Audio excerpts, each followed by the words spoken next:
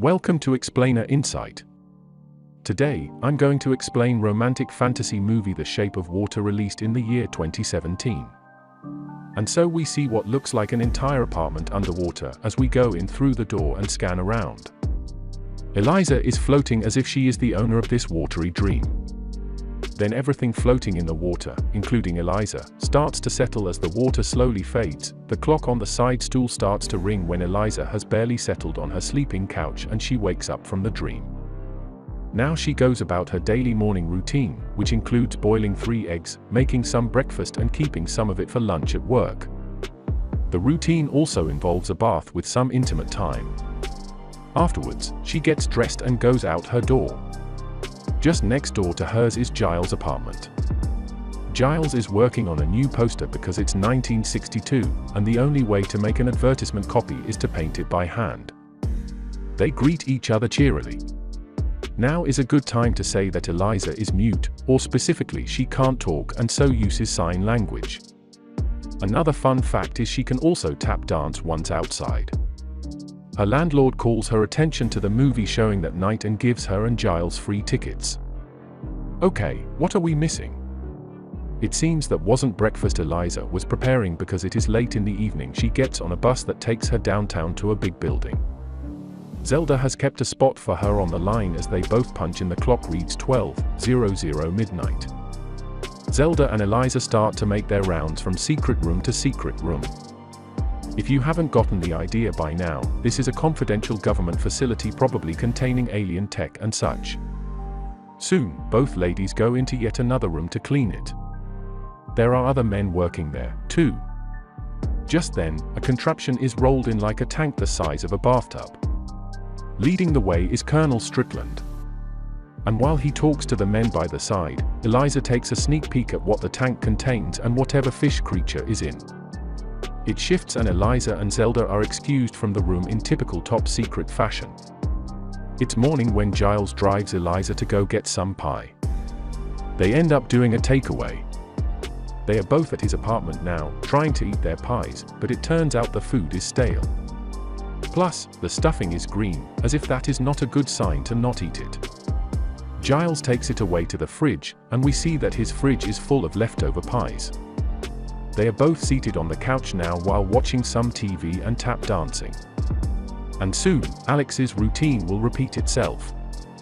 Sleep, 3 boiled eggs, some intimate time in the bathroom, and ultimately, the late night bus ride to work. And so it's another night of cleaning. While Eliza and Zelda clean the gents' room, Strickland walks in with his forceful character and a taser. Once he leaves, Eliza notices some blood in the sink where the taser was placed next. The 2 women are in the corridor when they hear screams. Strickland is missing 2 fingers, and there is blood everywhere. A few minutes later, as the women try to have some food, they are summoned to clean up the blood. It's the same room where the tank with the amphibian was docked, and it must have been Strickland's fingers off. Eliza is able to find the fingers underneath the contraption, and as Zelda goes off to locate their supervisor, the fishman appears and Eliza sees it for the first time, but it disappears again as Zelda and the supervisor approach. Eliza tells Giles about it the same evening. Giles doesn't seem too surprised, but he is already on his way out to submit his hand-painted advert to the editors. Next, Giles' work is being appraised as he walks with the editor. The editor says he would have preferred green gelatin to a red one as it was depicted by Giles. Apparently, green gelatin seemed more popular in 1962. You think Eliza is on another work shift and is able to steal away to see the amphibian more fully. She takes out one of her eggs to lure it, not the reproductive ones. Mind you, the amphibian draws closer to her and has chains around its neck. It makes a frightening sound, but Eliza signals that she is friendly, and so the amphibian takes the boiled egg and swims away. When Eliza leaves the same room, Zelda tells her Strickland wants to see them both. As such, he gives them specific instructions about cleaning the room where the creature is while getting to know them better. He then dismisses them as he receives a call from General Hoyt. The routines come and go just as Eliza becomes friendly with the creature and spends more time with it. The chief scientist, Dr. Robert, even spies on her one day. Actually, he's a Russian spy and is seen reporting back to his handlers in another scene. At some point, Strickland takes a break to see his family and instructs the driver to pick him up that evening. Apparently, it is morning and his kids prepare for school, eventually leaving Strickland and his wife some much-needed intimate time together while they are at it. Strickland doesn't mind that he is bleeding from his fingers like the hardcore guy that he is. On her part, Eliza shows signs of attraction to the creature, and the creature didn't even have to do much to win her over. She is always the one wooing it by playing some music and feeding it hard-boiled eggs. That's unfair to the rest of us chivalrous types, you know? On one of those nights when she sneaks into the room, she finds the creature pinned to the ground and chained. There is blood all over it, and it seems Strickland is engaged in torturing it with his taser stick. Eliza hears him approaching after going on a little candy break and hides herself.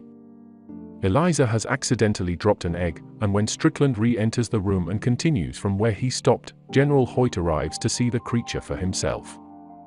The scientist in charge, Dr. Robert, begs that the creature be put in its tank because it is running out of breath. Whereas Strickland is telling the general that they ought to dissect an experiment on the creature. Meanwhile, Eliza is sorry for the creature over the fact that it might be killed for such cruel purposes. Eliza rushes back home and tries to convince Giles to help her rescue the creature. She seems passionate about it all, but Giles isn't buying it. He is on his way out and admits he's already late to show his latest advert copy. Their argument is inconclusive as Giles goes away once he gets to his editor. His work is subtly rejected, and so in sadness, he goes to his favorite pie shop. It seems he likes the waiter there a little bit too much to black. Patrons walk in and are turned around by the same waiter. Remember, it's still a racially charged 1962, after all. Giles himself is also told to never come back because it's a family-friendly establishment and no touching is allowed. Giles has made up his mind now, and when he gets home, he offers to help Eliza rescue the creature, and in sheer emotion, they hug. Dr. Roberts meets up with his Russian handlers again, and they sort of repeat the same tuned song by their American counterparts. They want Dr. Roberts to kill the creature just so the Americans don't get their advantage. So they give Dr. Roberts a big syringe full of poison. It's all about the rat race between those two superpowers. Meanwhile, Strickland is at a Cadillac car dealership, checking out a new car in the next scene. He is driving down in it and receives some praise for it, even up until he gets to work while cleaning. Alisa has managed to find a back door into the lab where the creature is being kept. Also, she is articulating a plan with Giles, and Zelda just so happens to see her behaving suspiciously. Even Strickland finds an excuse to invite her to the office and to sexually harass her. The plan to rescue the creature has begun. At first, Alisa is working alone, but then Dr. Roberts, being the intelligent person that he is, spots something unusual as he tries to buy some time from Strickland for his own purposes. Dr. Roberts notices that a CCTV footage is at the wrong angle. When he leaves Strickland's office, he goes straight there and is able to catch up with Eliza in the act of rescuing the creature. Their intentions align somewhat, and so he helps her. Zelda's suspicions are also corroborated when she catches Eliza pushing a cart with the creature in it. Dr. Roberts is able to create a diversion by blowing out a fuse and blacking out the facility. Giles is almost discovered on his way to meet them, but Dr. Roberts intervenes as Giles with Eliza and the creature drive away. Strickland is onto them and shoots randomly. They have damaged his new Cadillac badly. They get the creature safely home and into a bathtub as Eliza puts him well-needed chemicals into the water. The creature is soon refreshed back at the facility. Strickland is assessing the damage, and how come someone successfully broke in. He is still on it that evening with his right-hand man as they talk about the Russian special forces who they believe perpetrated the attack that evening before heading to work. Eliza has bought some more salt, in fact a lot of it. She has also decided she will release the creature at the canal when the tide is high enough. She is casing the canal area now and soon picks a date on her house calendar of when to finish things off. Now, back at work that evening, she and Zelda try to pretend like they don't know anything. The whole facility seems to be on lockdown. Strickland spots them from his office and eyes them suspiciously. Back at home, Giles is trying to talk to the creature, but it is mostly a one-sided conversation at the facility. Strickland is trying to interview employees there one by one. He especially calls for Eliza and Zelda to come forward, and he tries to ascertain their alibis. He also asks them if they notice anything different on the night. They reply to him in the negative and leave back at home. Giles has fallen asleep on his chair, and so the creature leaves the bathtub for some exploring. The TV is on, but then its attention is drawn to the cat. And no sooner starts to eat the cat. When Giles wakes up surprised, the creature is startled as it drops the bloody headless cat and runs away. It cuts Giles, his arm as it runs, and he starts bleeding. Eliza and Zelda are preparing to leave work when Dr. Roberts secretly meets them. He gives Eliza some chemicals, and just then Eliza receives a call from Giles. She rushes back home and Giles dismisses his wounds and says she has to go look for the creature. Eliza eventually finds him in the empty movie theater downstairs. Soon enough, sparks start to fly, and Eliza is undecided should she lay with it or not. It even seems the feeling is mutual. They haven't even gone on a proper date before, and yet they are already thinking of hitting first base that night. Eliza makes the move and addresses as she steps into his treated water bathtub the next evening. While on her way to work, she is smiling throughout. When she meets Zelda, she reluctantly confesses to doing the deed with the creature. Eliza also has her favorite red shoes on. The creature must have had such a good impression on her. You figure next, Dr. Roberts' handlers make a house call to discuss the way forward, but the doctor is paranoid and so finds a knife to which he holds behind his back in case anything dangerous happens. His handlers eventually leave as he breathed a sigh of relief. Strickland is with his family at home and feels angry. He goes outside for some fresh air, but it's raining. His car is still seriously damaged as he gets inside.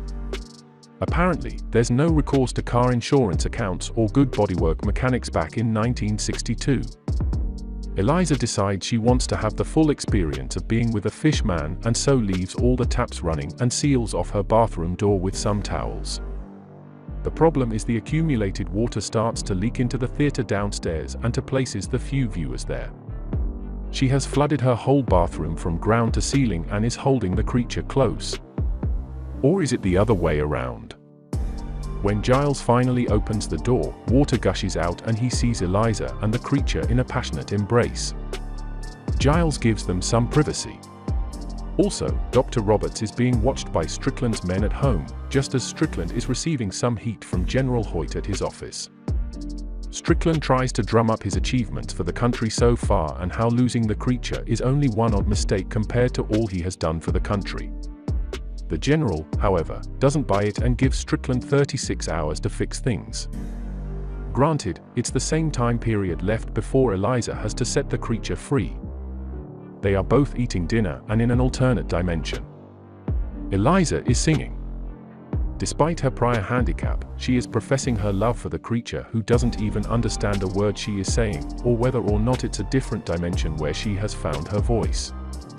That evening, at work before they leave, Zelda finds Eliza crying in the corner and tries to console her.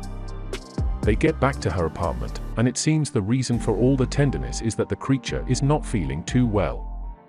They have to move into the canal right that same night.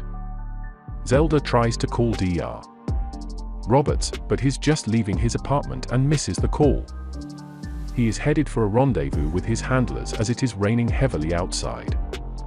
Strickland is also following him. Once the doctors get to the meeting spot, his handlers try to end him, but Strickland intervenes and shoots them both. He then proceeds to interrogate the doctor, who is in a lot of pain. The doctor then tells him about Zelda and Eliza. Oh, is what Strickland thinks.